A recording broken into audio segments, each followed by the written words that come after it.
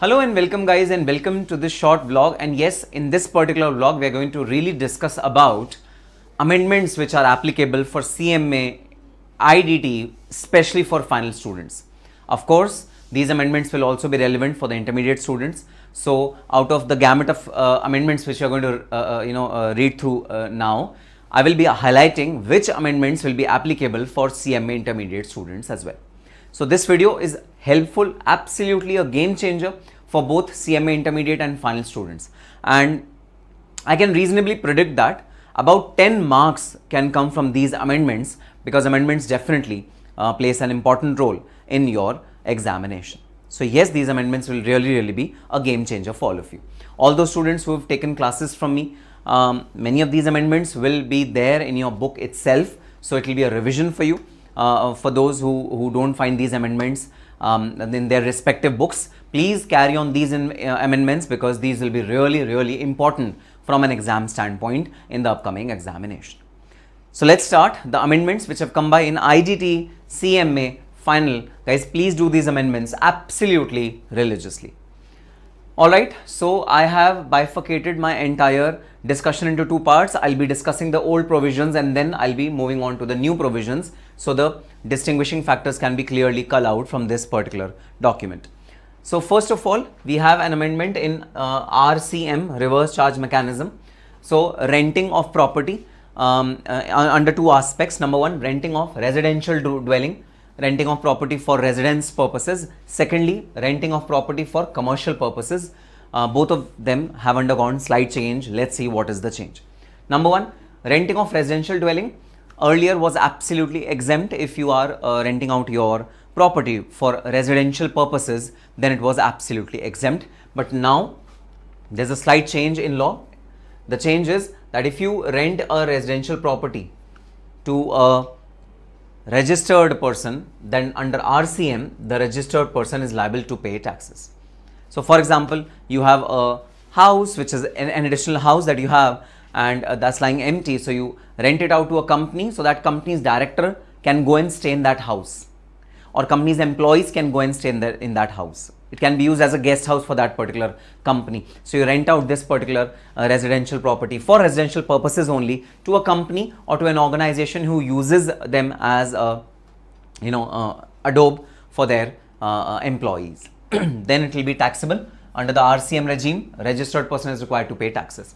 Renting of residential dwelling to an unregistered person, it's still exempt. It's still not taxable. If you are renting a property to an unregistered person, then it is still exempt. Now coming on to a very important amendment which has come in this particular section. The exemption available for student residences, paying guest, hostels, camps, etc., given the following conditions are satisfied. So if you are giving your property or your house for someone for residential purposes, and that is being given as a student residence or a paying guest. There are many places where students come and study. They attend their coachings. Like in Delhi, there's a place called Lakshmi Nagar. In Lakshmi Nagar, there are a lot of PGs and hostels for students. So if you have some place where you are using it as a student's residence or paying guest or hostels or campsites, it doesn't matter whether it is given to students or anyone else also. The exemption will be available only if two conditions are satisfied. Number one, the value of supply, which means the rent, should be up to rupees 20,000 per person per month, and both the conditions should be cumulatively satisfied. The rent deed should be, or the accommodation should be given for at least a continuous period of 90 days or more. Only then the exemption will be available if you are giving to unregistered person. Okay, if your rent is above 20,000, say it's 21,000, then even if you are giving it to unregistered person, then also exemption will not be available to you. So very simple that exemption will be available for student residences, PG, hostels, camps, etc. if two conditions are satisfied cumulatively: value of supply up to 20,000 per person per month, and accommodation is given for continuous period of at least 90 days. Now, I have attached an annexure with this particular document. This document you can get in the link in the description box. I have saved this document for all of you. Annexure number 1 has got certain examples, certain numerical examples that will explain this particular provision in great detail. So you have to go through these examples which are given in annexure number 1. And in a very simplified manner, I have jotted down these examples. So please see these examples for gaining some practical insights on this particular provision as well, because in examination, guys, it's probable that yes, this amendment can come by. So yes, this is very useful for intermediate students as well.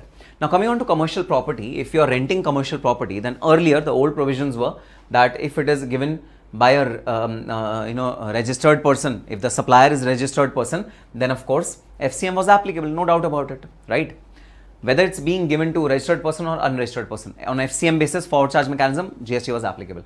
However, if it is given by unregistered person, either to registered person or unregistered person, even then FCM was applicable, which meant that if the supplier was an unregistered person, then GST was not applicable. Even when it was given to a registered person, even then GST was not applicable because the supplier was an unregistered person, right? Because forward charge mechanism was applicable. Now the changes with respect to this aspect only.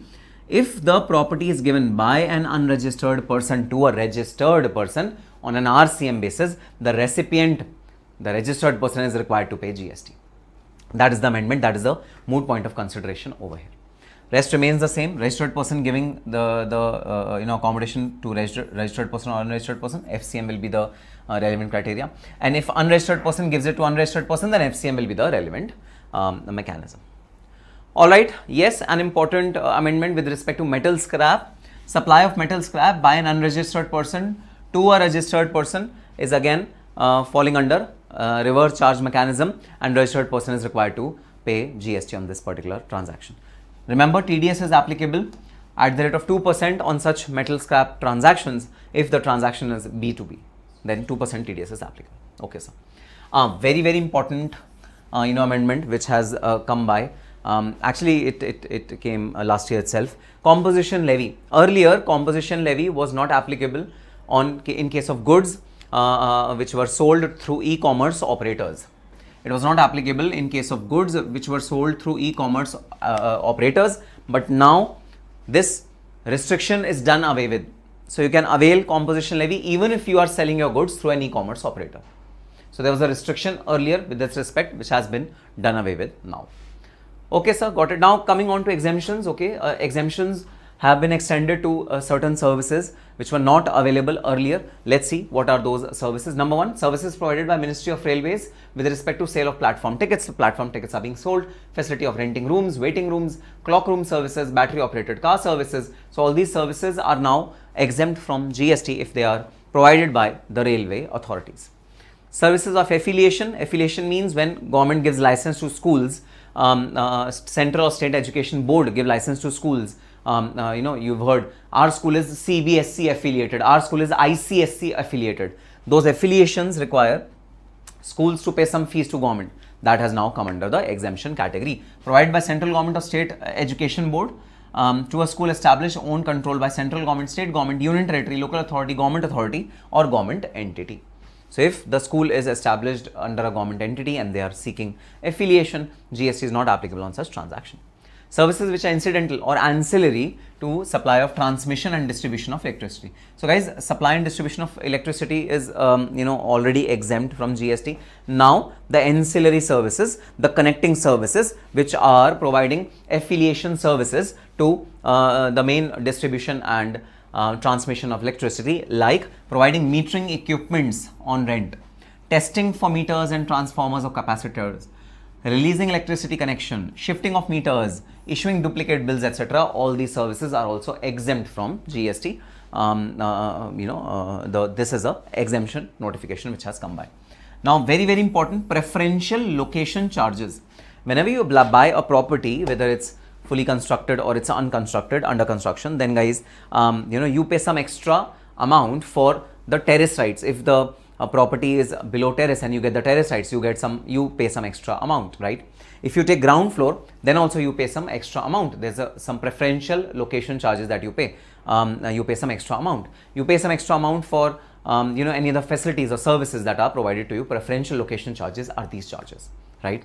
So now the law is that preferential location charges will also be, it forms part of composite supply. So it is a composite supply which is collected as a part of consideration for residential commercial properties. It is a composite supply, okay, and it will be taxable at the same rate at which construction services are taxable, which means if you are purchasing a fully constructed property which is exempt from GST, then these preferential location charges are also exempt from GST.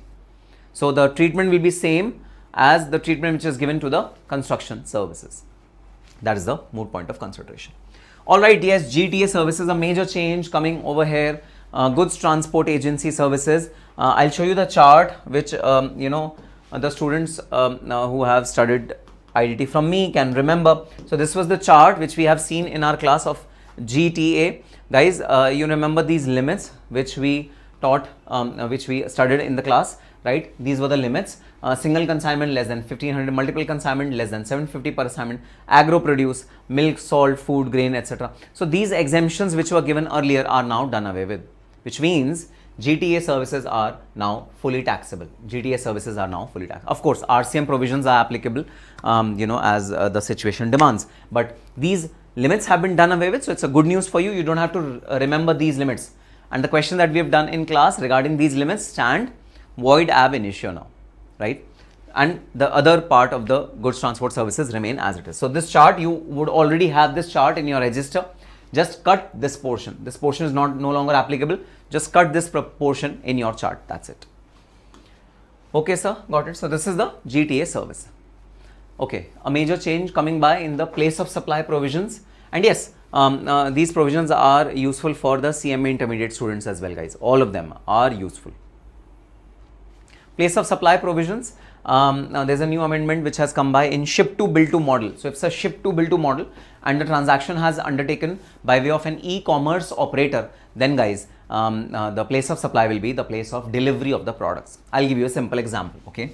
So you are a CMA who's working in Bangalore. Your parents are staying in Delhi. So you order something on their anniversary from Amazon. Amazon has shipped the goods to your parents in Delhi and Amazon is billing to you in Bangalore. So billing is happening in Bangalore and shipping is happening in Delhi. Ship to bill to model, where the essential condition is that transaction should get through an e-commerce operator. The transaction should get through an e-commerce operator. So if two conditions are satisfied, number one, the transaction has got through e-commerce operator. Number two, the person who's getting billed, the recipient of the services, this person should be an unregistered person. If these two conditions are satisfied, then guys, the place of supply will be place of shipping and not the place of billing. Earlier the provision was that whenever there is a ship to bill to model, then usually the place where billing was happening, the third party under whose instruction the goods are being transferred, that third party, that billing party was actually the relevant place of supply. Earlier this was the provision, but now there's an exception to it. If the transaction is through an e-commerce operator, please remember the transaction should be through an e-commerce operator only. If the transaction is through an e-commerce operator and it is being supplied to an unregistered person like myself in Bangalore or wherever, then this transaction, the shipping address will be the relevant place of supply. So that is the amendment which has come by. Supply to an unregistered person when delivery address is different than the billing address. Using an e-commerce operator, POS should be delivery address of the recipient. Whatever is the delivery address, that will be the the place of supply. Alright, now a very important amendment in input tax credit. So guys, usually input tax credit is blocked on motor vehicles, right? It is blocked on motor vehicles. But what if some dealer takes a motor vehicle or purchases a motor vehicle for demo? Demo means we are just utilizing that motor vehicle for demonstrating the characteristics, features to other person, right? Then what will happen? Then obviously as per the old regime, the ITC should have been blocked. But no, a clarification has been given in this respect that if a demo vehicle is purchased by someone for just demonstration purposes to the clients, to the customers, then ITC is allowed even if it is not capitalized. If the demo vehicle is capitalized and no depreciation is claimed, then also ITC is allowed. But if demo vehicle is capitalized and depreciation is claimed, then ITC is not allowed, and this is a usual provision which we have already studied, guys, right? If depreciation is claimed, then ITC is blocked. So demo vehicle capitalized with depreciation, then ITC is not available. Demo vehicle not capitalized but later sold, then also ITC is available. Dealer purchases the demo vehicle from vehicle manufacturer or provide test drive facilities for potential customers on behalf of the manufacturers, then ITC is not allowed again.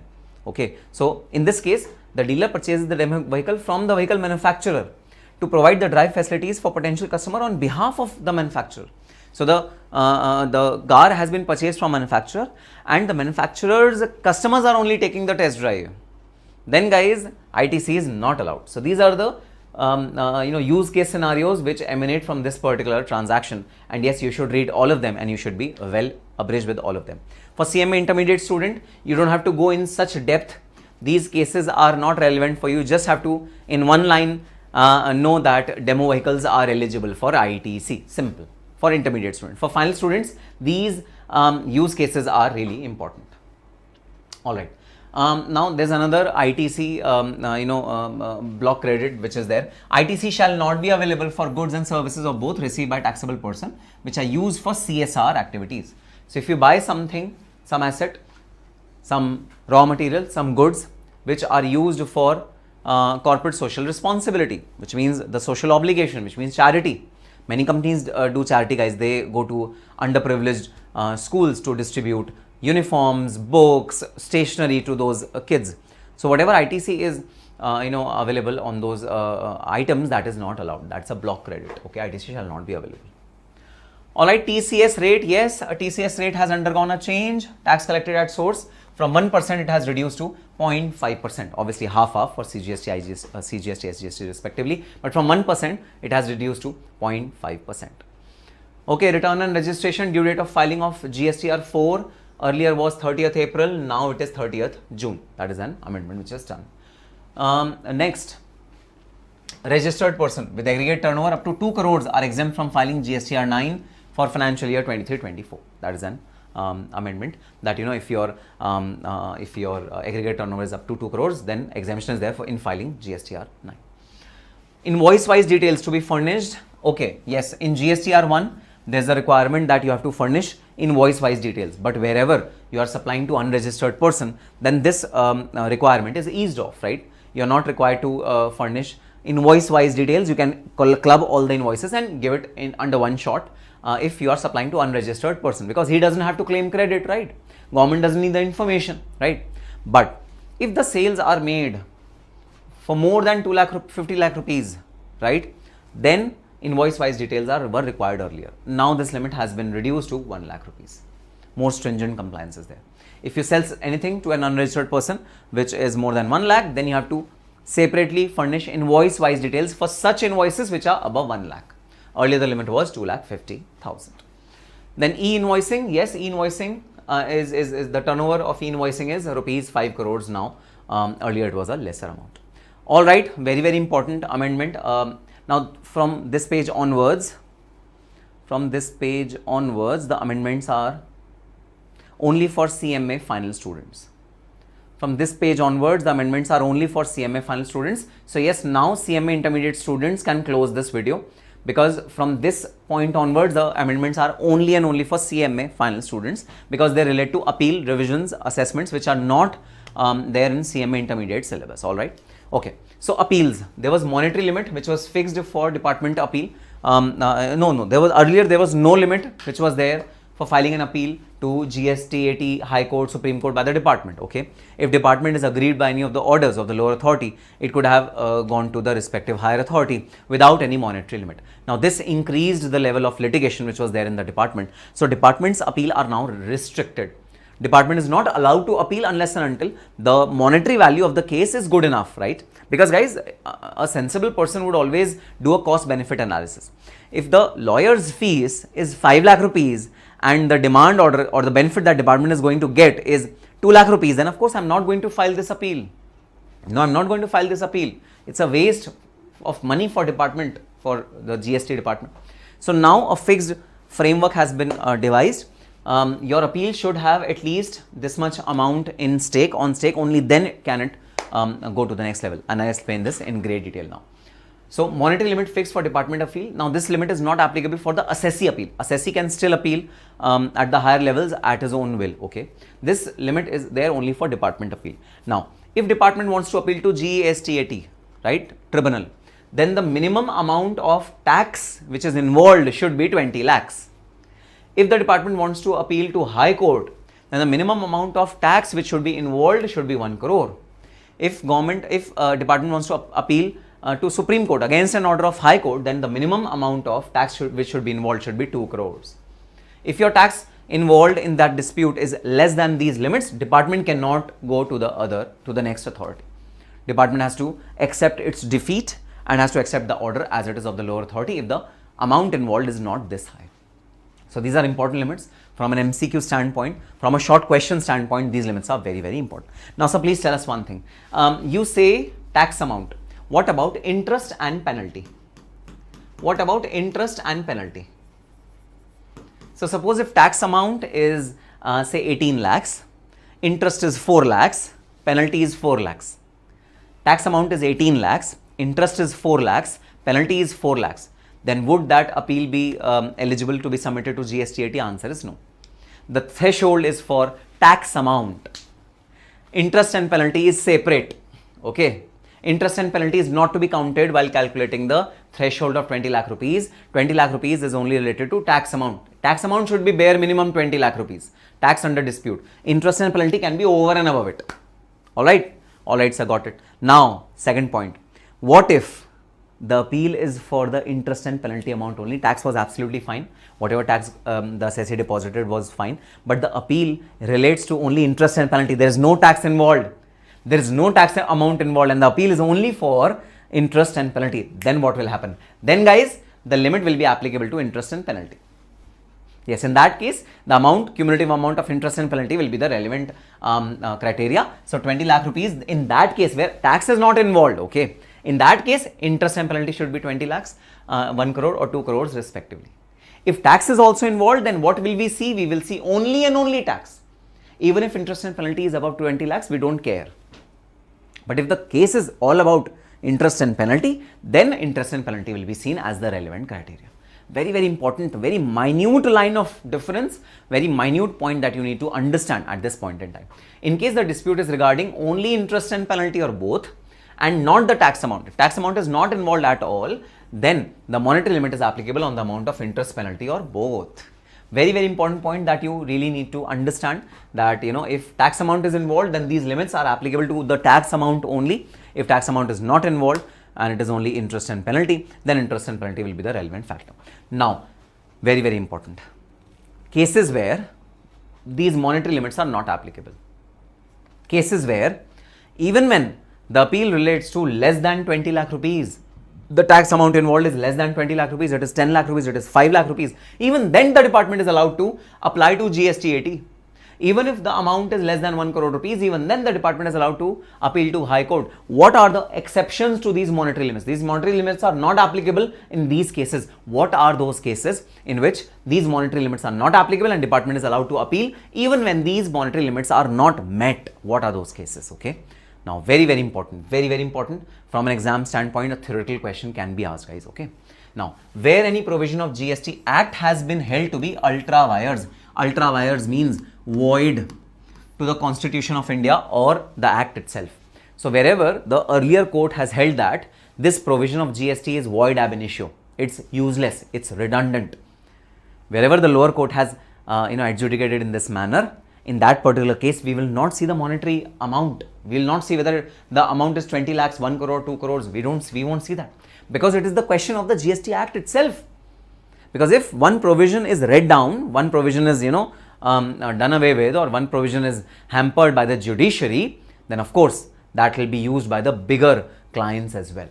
We are not bothered about the small clients, but that same provision, writing down of that provision or void ab initio of that provision will be used by other clients as well. So we fear that. So in this case, where the amount is insignificant, but a significant section of GST Act has been done away with by the lower court, then we will give the right to the department to appeal to the next court, even if the monetary threshold is not met. And rightly so, guys, rightly so. Okay, it's a very critical situation. Number 2, where any order, notification, instruction, circular has been held to be ultrawires. Okay, ultrawires again means void. So just like where GST Act has been held to be void, in that case also we allow department to go to the next level. Similarly, order, notification, instruction says that this section of GST is the order which explains certain section of GST has been declared void. Order, notification, circular, which is given by the board, it is equivalent to law, guys. It is equivalent to law, right? So again, where law is hampered, where any court decide against law, then department is allowed to appeal to the next level, even if monetary threshold is not met. Very, very important. Where the matters relate to valuation of goods or services, classification of goods or services, refunds, place of supply, or any other issue which is recurring in nature or involves interpretation or provision of the act. So guys, again, wherever the matter which is involved in the dispute is regarding valuation, something is being decided on valuation of a particular thing. Like, you know, my laptop is there, the valuation technique, the High Court is deciding upon the valuation technique of this laptop. How should it be valued? Wherever a principle is being decided by the High Court, since the same principle will be applied by other clients or other companies also, we will not give a restriction to the department to go to further appeal. Further appeal is possible even when the threshold limit is not met. Even if the case is below 1 crore, I'll allow the department to go to the High Court. Even when the appeal is below 2 crore, if the amount involved is below 2 crore, I will allow the department to go to the Supreme Court. I don't mind that, because, you know, a adjudication about valuation or an adjudication about a place of supply will not only hamper one client, but will hamper the entire industry. It's a very crucial matter. So we cannot restrict department to go to the further level. So we will allow department, okay department, you go to the next level, even if the tax amount involved was 10 lakh. It was a very small client and tax amount was 10 lakh. We don't care. We will allow the department to go to the next level if the matters involved is valuation of goods, classification of goods, refunds, place of supply, or any other issue which is recurring in nature. Recurring means that issue will come up again and again and again in other appeals also, in other sectoral points also. So yes, these monetary limits will be applicable only if the issue pertains to that particular client and the issue is more factual, more than legal. Only then these restrictions will be applicable. If the issue is legal, which is interpretation of law is being interpreted in that particular issue, no monetary limit, guys, no monetary limit in that particular case. Even if the case leads to 5 lakh rupees or 1 lakh rupees or 50,000 rupees, we will allow department to appeal against that particular order in the next level. Where strictures or adverse comments have been passed or cost has been imposed against the government or department or their officers. So wherever High Court has imposed some strictures, have ordered some penalties on the tax officers or the GST department, wherever the court is saying that GST department has done wrong and it has passed strictures against the GST department, there it doesn't matter whether the appeal is 50,000, 60,000, 1 lakh, 2 lakhs, it doesn't matter, amount is not relevant. Reputation of the department is at stake. And when reputation of the department is at stake, we cannot restrict department to go to further appeal, because reputation, goodwill of department is at stake. Okay, so there the monetary limit will not be applicable. In any other case or class of cases where opinion of the board, it is necessary to contest in the interest of justice or revenue. So wherever board thinks that yes, this case is fit for going to the next appeal, even when the tax amount is less, then it will be permissible. The board has the ultimate authority, right? Again, in annexure number 2, I have given some practical questions regarding this aspect, which case should be appealed against in the further court, which should not be. Okay, the link to the PDF is given in the description box below. Please download the PDF, keep it handy with you, and one day before the examination, do read all these amendments. It will be really, really crucial for you. In very easy language, I've explained certain examples and have given you the conclusion whether the dispute is such that it will go to the next level or not. Okay, so these are the examples that I have given. Okay, so an important amendment from a final standpoint, the chapter from which this is coming in is dispute resolution mechanism and search and seizures. Okay, dispute resolution mechanism is the chapter in which these amendments are there.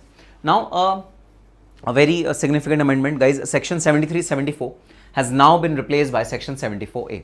So consolidated section, which will have which will tell you how to compute tax in case of short levy of tax or excess granting of refund or the assessee claiming more ITC.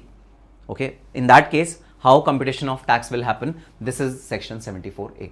So applicability, tax not paid or short paid. When tax is not paid or tax is short paid, there section 74 is applicable.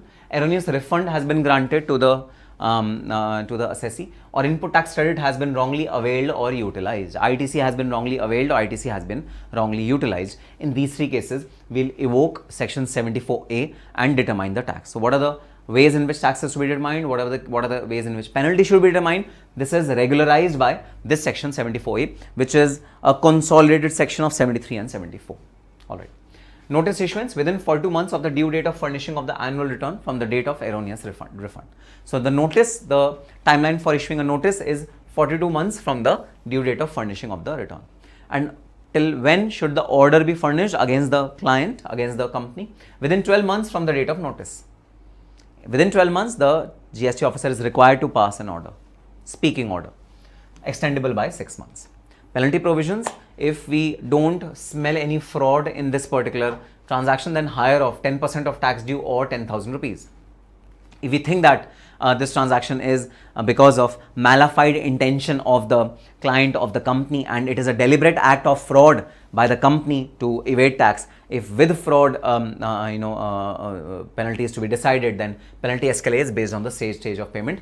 15% of tax where voluntary payment is being made before notice, 25% of tax where payment is done within 60 days of notice, and 50% of tax where the payment is done beyond 60 days of the order.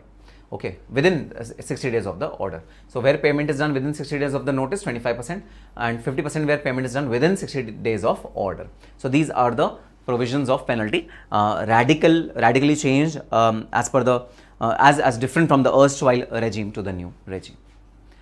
Yes, mandatory pre-deposit for entertaining an appeal. So, whenever you go on to appeal to the appellate authority or the appellate tribunal, then guys, there was a mandatory deposit which you had to make to the appellate authority or the tribunal before you deposit your appeal to them. Okay. Now, if you are aggrieved by an order of the GST officer has passed an order against you. Okay. And you are aggrieved. You said, no, this is not my GST liability. This is not what I should pay as GST. This is wrong. According to you, GST liability is less. So the assessing officer says that your GST liability should be 2 crores. And you are saying, no, my GST liability should be only 75 lakhs, not 2 crores. So before filing an appeal to GSTAT, appellate tribunal or the appellate authority, before filing an appeal, the government requires you to first of all deposit 75 lakhs. You are accepting 75 lakhs yourself. Yes. Out of 2 crores, you are saying that my GST liability should be 75 lakhs. You are accepting it. So first of all, deposit 75 lakhs. And out of the remaining 1.25 crores, you are still required to deposit at least a proportion of the remaining amount, right? This is the pre-deposit for an appeal. If you want to file an appeal, first of all, deposit the amount which you already accept, that yes, this I should have paid. Whatever you accept, you deposit it to Government of India. So if you accept 75 lakhs, you deposit 75 lakhs to Government of India. Like I accept that yes, 75 lakh is my amount of tax that I have to deposit. So that's okay. You deposit 75 lakhs, right? But the amount which you don't accept, even 10% of that amount should also be deposited. So the earlier provision was when you had to file your appeal to appellate authority, the earlier provision was that 10% of the remaining amount, of course, the undisputed amount should have been deposited by you, and the remaining amount, which is disputed amount, 10% of the remaining amount of tax in dispute should be deposited by you, subject to maximum of 25 crores. Now the limit has been enhanced to 10% of remaining amount of tax, subject to maximum of 20 crores. Okay, the limit has been reduced.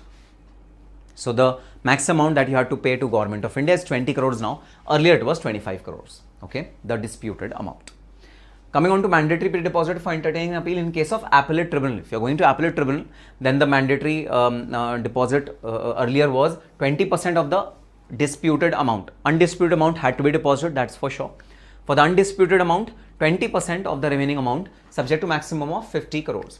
Now this limit has been reduced. The amount which is to be deposited is 10% of the remaining amount, maximum of 20 crores. And of course, if IGST is involved, then 100 crores was earlier, and now it is 40 crores if IGST is there. Okay, so there has been a change in this appeal, and you can make this amendment in the book itself. I have made you write these appeals in the books. There's a chart also for these appeals. So you make an amendment over there only so that you remember at the time of revision.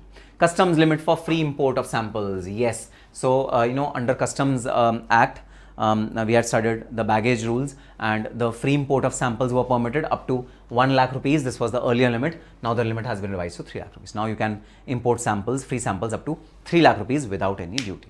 That is permissible. Now, RARA. RARA is the statute. RARA is the statute that regulates our real estate transactions. Now, this statutes demand some registration fees, and the moot point of consideration is that government has clarified that GST is exempt from these registration fees which are collected under RARA. So, under RARA, if registration fees is collected for registering real estate projects, it's exempt. Okay. Penalties for non-compliance, if you collect penalizing violations of RARA, it's exempt. And renewal fees for agent registration, that's also exempt. So, there's an amendment, there's a clarification that RARA statutory payments will be exempt to these extent. Alright, yes, so this is an action number 1. Some simplified questions, some simplified, the